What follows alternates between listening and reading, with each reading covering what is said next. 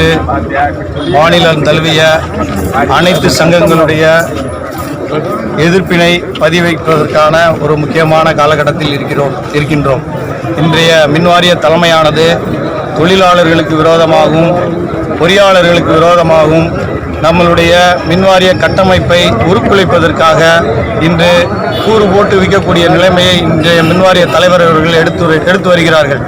இதனை கண்டிக்கும் முகமாக மின்வாரியத்தை பாதுகாக்கவும் தொழிலாளருடைய உரிமையை பறிப்பதை தடுத்திடவும் நம்முடைய கோரிக்கைகள் முத்தரப்பு ஒப்பந்தத்தை மதித்து நடக்க வேண்டும்.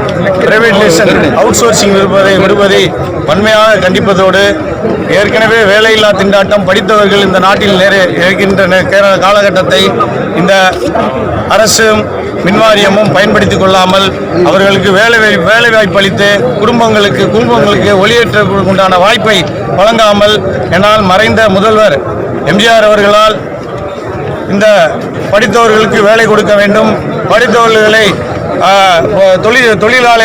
தொழிற்சாலைகள் அமர்த்த வேண்டும் என்ற கொள்கையோடு அரசு நிறுவனங்கள் செயல்பட்டு வந்தது. அதனைத் தொடர்ந்து திமுக அரசாங்கமும் தொடர்ந்து அதை செய்து வந்த நிலையில் தற்பொழுது வந்திருக்கக்கூடிய வாரிய தலைவர்கள் அதற்கு விரோதமான விஷயங்களை செய்து வருகிறார்.